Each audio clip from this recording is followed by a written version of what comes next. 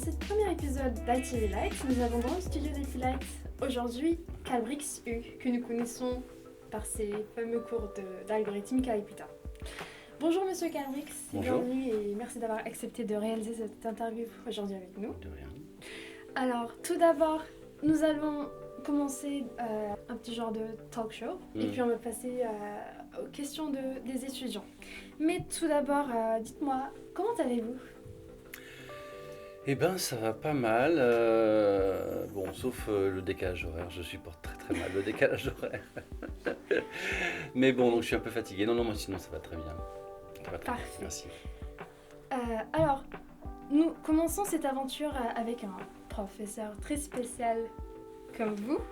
Et c'est un honneur de vous avoir en premier ici. Merci. Il faut savoir que nous avons proposé sur notre Insta, que vous trouverez les liens sur le Linktree, plusieurs noms, plusieurs professeurs pour commencer avec. Et c'est vous qui avez eu le plus des votes, plus de la moitié des votes. Okay. Donc les étudiants sont vraiment intéressés d'entendre de vous. Nous avons fait beaucoup de recherches, mais bien sûr nous n'avons pas accès à toute votre vie. Si vous voulez commencer par faire un petit résumé, peut-être depuis votre enfance, ou de là où vous voulez commencer. Un résumé de ma vie ? Oui. Ah, c'est toujours un peu compliqué de résumer une vie, surtout. Parler des choses. Surtout quand elle commence à être un peu longue comme la mienne, vu que, bon, du coup, j'ai 57 ans, donc ça fait déjà quelques temps que je suis sur Terre. Que dire de moi ? Je suis né à Rouen, en Normandie, où j'ai passé ma jeunesse et le début de ma vie d'adulte. Donc j'en suis parti, j'avais 33 ans, juste au tournant du siècle, là, pour arriver à Lyon. Au niveau des études, j'ai fait des maths et de l'informatique. En formation initiale, j'ai un petit peu fait les deux. L'informatique, ça date de la fin de mon collège.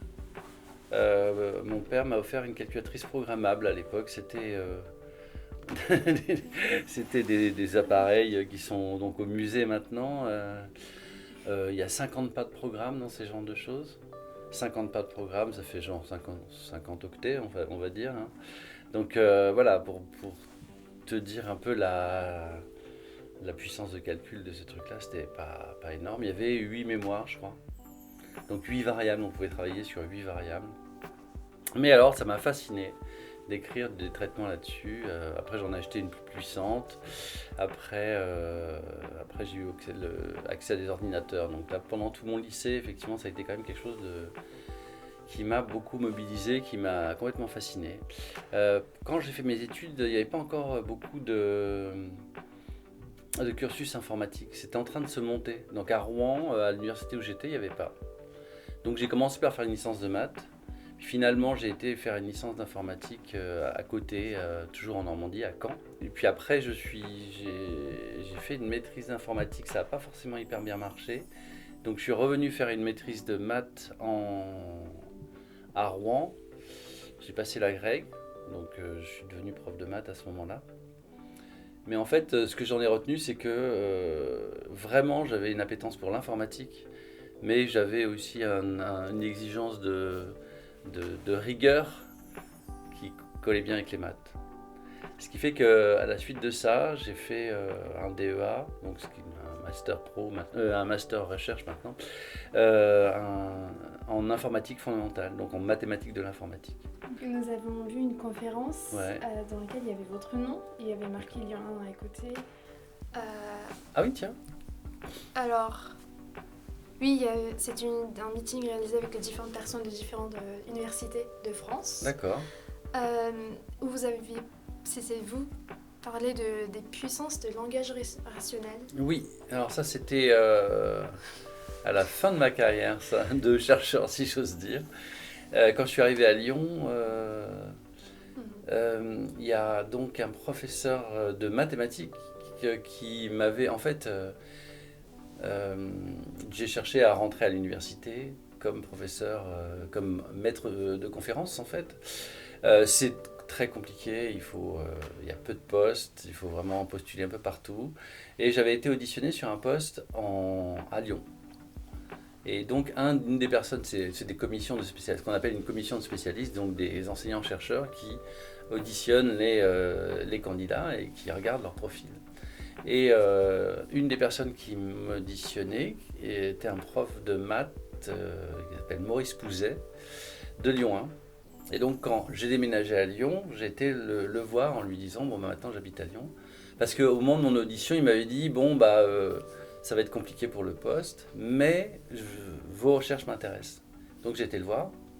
Et donc du coup, j'étais un peu hébergé par l'université de Lyon 1. Mais en fait, j'avais pas vraiment fait ma recherche à Lyon 1. Et là, effectivement, c'est une communication que j'ai fait dans une petite conférence. Mais c'est à peu près, je pense, la dernière à laquelle j'ai participé. Alors, on sait que à part les maths et les algos, vous aimez aussi être en scène pour d'autres sujets, d'autres domaines comme la poésie, la musique, encore le théâtre. Vous avez déjà eu des rôles de régisseur, de comédien, de metteur en scène. Oui. Nous avons vu ça. Et vous avez des talents dans des domaines comme du coup la poésie, la musique, mais encore le dessin ou encore tout simplement l'art. Oui. C'est un homme qui a beaucoup de talent et nous n'avons pas eu de difficulté à le... J'essaye d'essayer un peu plein de trucs. Bon, le théâtre, ça a été c'est toujours une grosse partie de ma vie. Mais ça, c'est venu plus tardivement, quand j'avais une quarantaine d'années. J'ai commencé dans un petit cours de théâtre. Et puis au bout de quelques années, j'ai fait une école un peu plus sérieuse à Villeurbanne, à l'école du théâtre de l'Iris. Et il se trouve que cette école-là, elle débouche à peu près logiquement sur le conservatoire de Villeurbanne, enfin qui s'appelle l'École nationale de musique de Villeurbanne, mais qui a rang de conservatoire à rayonnement départemental. Donc je suis diplômé, alors ça c'est vraiment une très très grande fierté de ma vie, je suis diplômé de ce conservatoire en théâtre. J'ai le DET, le diplôme d'études théâtrales. Qui est un diplôme qui est même pas du niveau bac, parce que bizarrement dans les pratiques artistiques, les diplômes de pratiques artistiques sont pas très très hauts en fait. Quand on fait le conservatoire, qu'on sort du conservatoire de manière générale, on a un diplôme qui est niveau bac. Alors qu'on a, par exemple, si on sort avec un diplôme de piano, on a travaillé le piano vraiment énormément, on est capable de déchiffrer une partition, vraiment très peu de gens peuvent faire ça, quoi. C'est assez marrant, c'est vraiment très très sous-évalué, je dirais, ces diplômes-là. Il y a assez peu de conservatoires qui délivrent des diplômes de niveau licence et encore moins de niveau master. Quand vous allez au conservatoire, il y a un très grand conservatoire à Lyon, hein. Il y a 2 conservatoires nationaux en France, il y en a un de musique, hein. Il y en a un à Paris et il y en a un à Lyon, donc le CNSM. Quand vous sortez du CNSM, vous avez un master. Quand vous sortez du CNSM en tant que musicien, vous êtes vraiment dans le top du top musicien. Alors que quand vous sortez de l'université avec un master, vous êtes éduqué, mais vous n'êtes pas forcément parmi le top des gens qui ont un master. C'est assez étonnant. Voilà. Est-ce que dans tout ça, vous avez des anecdotes à partager avec nous? Des souvenirs? Oh, il y en a des tonnes. Si vous pouviez en choisir... il y en a des tonnes. Bon, pour finir avec le côté artistique, le fait de dessiner, c'est un truc que j'ai fait pendant le confinement. J'avais une amie qui donnait des cours de BD, donc effectivement là je me suis mis à dessiner parce que comme il n'y avait pas grand chose à faire pendant le confinement et que j'avais vraiment envie de faire ce cours de BD, je l'ai suivi et effectivement j'ai dessiné 2-3 trucs, mais c'est vraiment pas quelque chose que je fais au quotidien dans ma vie. Bon, la poésie ça fait partie Enfin, il y a tout un milieu poétique en France et à Lyon en particulier Alors c'est assez éloigné de l'idée qu'on a d'écrire des vers et tout ça. Il y a des textes poétiques, enfin, qui sont dits poétiques et qui sont pas forcément hyper versifiés. Mais c'est aussi vachement basé sur le fait de performer, c'est-à-dire on va lire ces textes. Il y a toute une scène slam, rien que ça, bon, c'est de la poésie aussi. Et je crois que ça a beaucoup influencé la scène poétique, le slam. C'est-à-dire que tout le monde s'est mis à déclamer des trucs et maintenant il y a beaucoup de scènes poétiques qui ne sont pas forcément slam mais qui sont un peu dans le même esprit. C'est-à-dire qu'on vient lire ces textes, on vient les déclamer si on les a appris par cœur. Est-ce que dans les mathématiques et l'algorithmique, vous faites aussi ce liaison avec l'aspect artistique? Ou pour vous, c'est deux choses vraiment séparées? Alors oui et non. J'ai pas encore vu de traduction artistique, théâtrale dans l'algorithmique ou l'informatique. Mais donc non, mais oui, il y a complètement un point de vue artistique, un point de vue, enfin en tout cas créatif, dans le fait d'écrire un algorithme. C'est, en tout cas moi, dans l'activité d'algorithmique, j'y vois pas moins de créativité que dans une activité théâtrale ou poétique.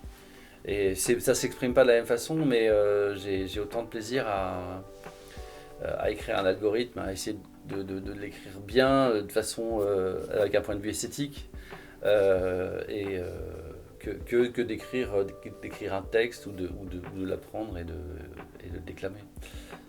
Un dernier sujet que je vais ouvrir, c'est cet été, vous allez aider des jeunes, des adolescents, tant que metteur en scène, à préparer le festival contemporain des Bravos.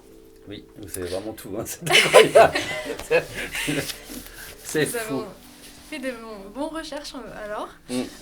Ça vous plaît vraiment ça vous plaît-il de travailler avec des jeunes?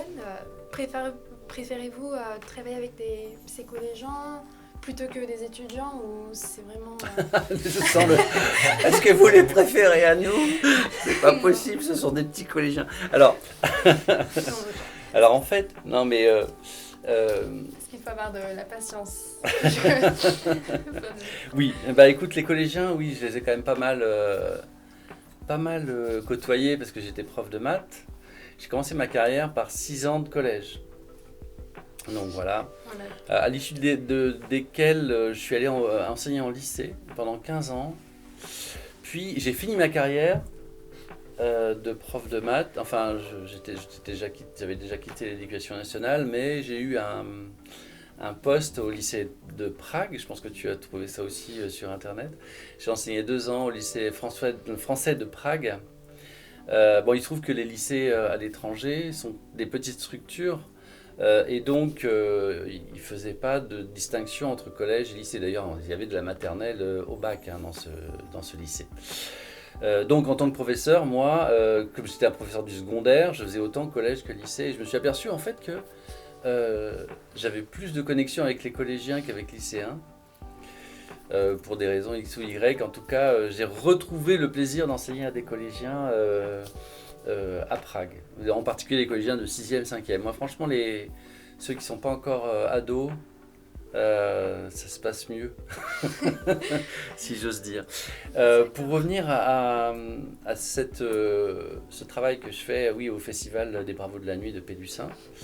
Alors, tu as dû voir que j'ai mis en scène un spectacle qui était programmé l'année dernière, enfin en août dernier, au précédent festival, donc le dernier qui a eu lieu. Donc j'ai pas joué, je faisais la technique et j'avais mis en scène. Et que c'est un festival qui propose aux ados, et autant aux ados qu'aux artistes, en fait, de les faire se rencontrer dans un projet commun. Donc le festival m'a demandé, avec un certain... ainsi qu'un certain nombre de gens qui avaient mis en scène des spectacles l'année dernière, si on avait un projet à proposer. Or, j'avais un projet à proposer, donc j'ai proposé le projet, c'est mon projet qui a été retenu. Et donc je mets en scène ces ados, je monte la pièce Le Révisor de Nicolas Gogol, je vous encourage à la lire, elle est absolument hilarante, c'est très très drôle. Donc voilà. C'est un travail. Alors, c'est des ados, effectivement, ils ne sont pas forcément concentrés tout le temps. Néanmoins, là, on a fait un premier. En fait, on a 20 jours de travail avec eux en tout, ce qui est quand même assez conséquent. C'est l'équivalent d'un atelier hebdomadaire sur toute l'année. C'est-à-dire qu'un atelier, c'est donc, on va dire 3 heures chaque semaine, par exemple. Et là, en une journée, on fait 7 heures, donc en fait 2 ateliers, et on en fait 20 comme ça, donc quarantaine. Voilà. Donc l'équivalent au niveau horaire de travail, c'est ça, et on monte une pièce avec ça. Et en fait, c'est des gens qui sont volontaires aussi. Donc on leur a demandé est-ce que ça vous intéresse de faire ça. Donc du coup, ils sont quand même très très impliqués et c'est hyper agréable de travailler avec eux. Donc on a fait une première session, je travaille avec mon collègue sur ce projet, une première session d'une semaine où on a défriché le texte, défriché. On a fait des exercices de scène, c'est aussi des ados qui ont déjà, pour un certain nombre d'entre eux, l'expérience de la scène. Et puis là, on va rentrer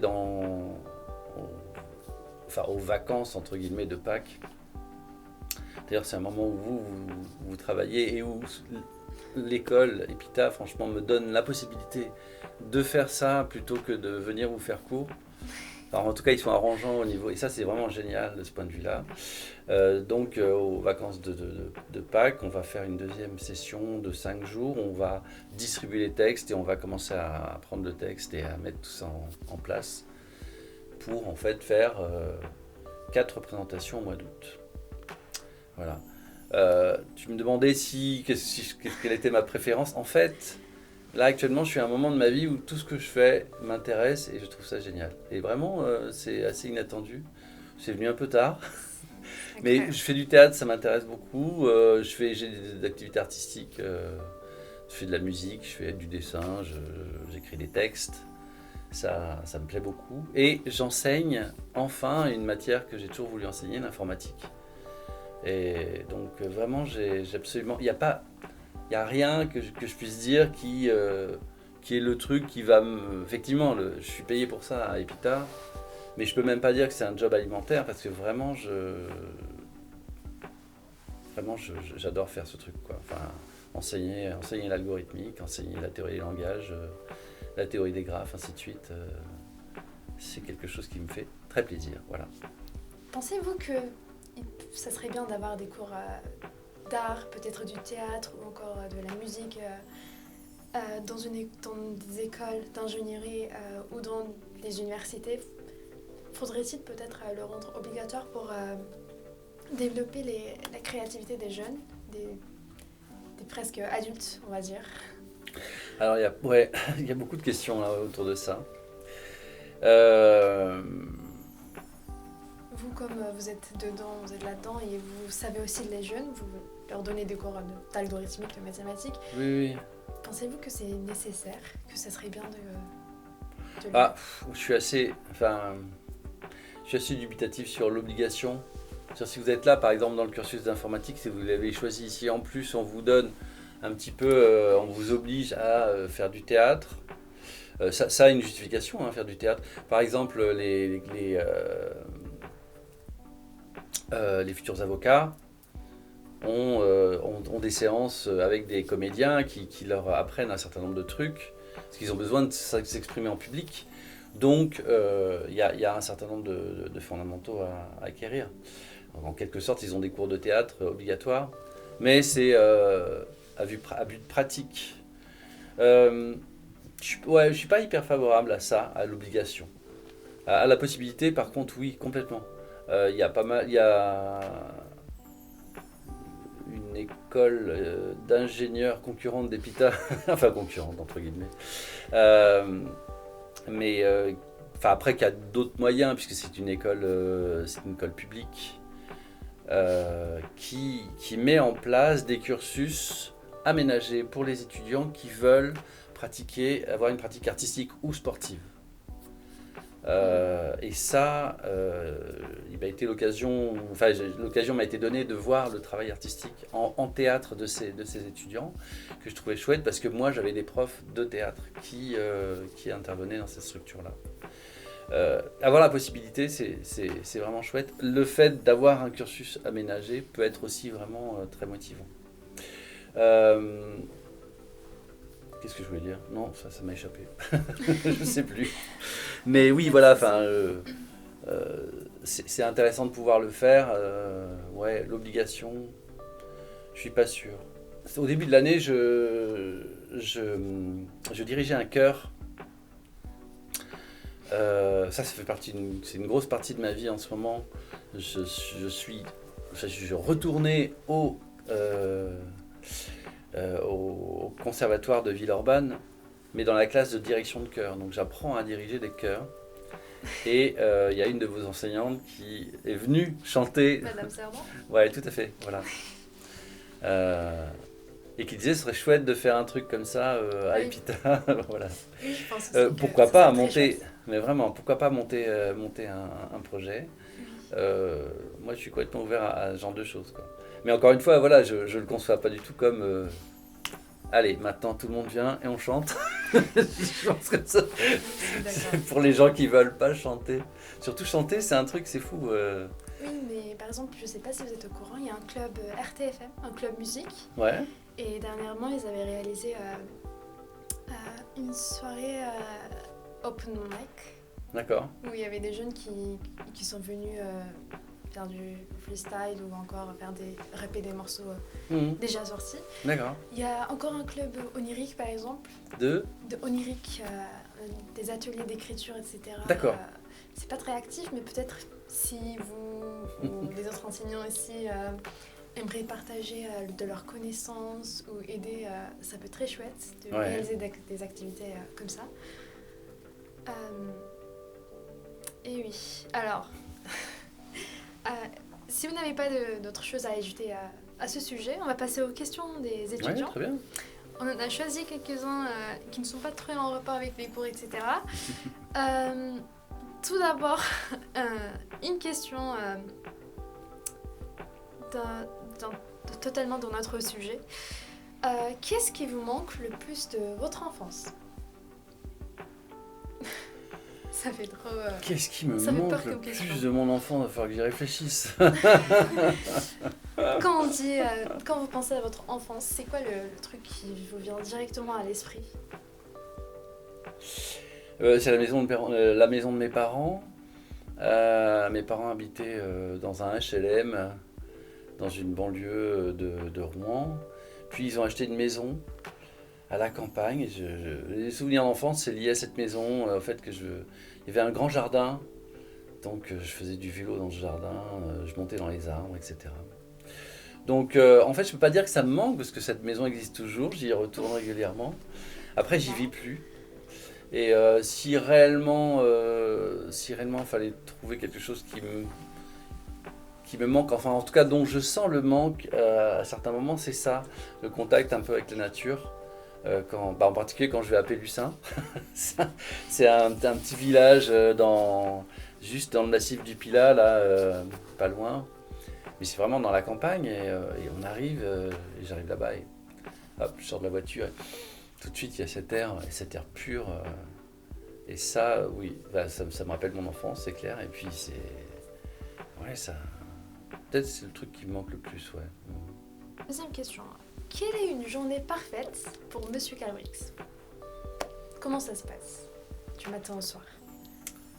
Eh ben, c'est la journée où quand tu te couches, tu sais même plus ce que tu as fait le matin. C'est-à-dire que tu as fait tellement de trucs, tu as enchaîné des trucs différents. Oui, je vois. Et tu dis, ah mais mince, ça c'était ce matin que j'ai fait ça. Waouh, mais j'ai l'impression que c'est il y a 3 jours. Alors ça, c'est vraiment quand on arrive à cette sensation-là, on se dit, waouh, qu'est-ce que j'ai fait ? J'ai fait vraiment plein de trucs aujourd'hui. C'est chouette, quoi. Donc, je sais pas, pour moi, ça serait genre, je viens à Épita le matin, je suis au conservatoire l'après-midi, et puis le soir, soit je vais voir un spectacle, soit je fais une billetterie, parce que je m'occupe aussi d'un petit théâtre à Lyon. Donc je suis bénévole. Donc je fais la billetterie, j'accueille les gens et je vois le spectacle en plus. Voilà. Donc on peut dire que votre vie en ce moment est votre vie parfaite, en une sorte. Oh, est-ce que ma vie pas est parfaite, mais... En tout cas, d'un certain point de vue, effectivement, elle est bien remplie. Elle est bien remplie. Ouais, ouais. Il y a des tas de potentialités. Je peux toujours creuser dans un. Des fois, il y a un peu. Je me dis, il y a un peu trop de trucs à creuser. J'arriverai jamais à faire le tout. Mais finalement, d'un certain point de vue, je suis assez content parce que ça me correspond. C'est-à-dire de faire beaucoup de choses diverses et variées. Et puis peut-être de pas être hyper spécialiste dans un truc. Mais voilà, parce que je serai jamais un grand chef de chœur à l'opéra. Jamais. Je serai jamais un grand chercheur qui aura la médaille Fields parce que j'ai passé au moins. Ça fait 18 ans que j'ai passé l'âge d'avoir la médaille Fields. Il y a plein de trucs. Je dirais jamais vraiment. Je sais pas, je serai jamais un. Bon, je pense pas que je ne sois jamais un écrivain reconnu. Enfin, On peut pas savoir. je n'aurai pas le prix Nobel de littérature, par exemple. Mais voilà, je peux me dire, ah oui, oui, il y a certains textes que j'ai écrits, je pourrais éventuellement les publier moi-même, en faire des lectures, ou éventuellement peut-être être édité par un vrai éditeur, je sais pas.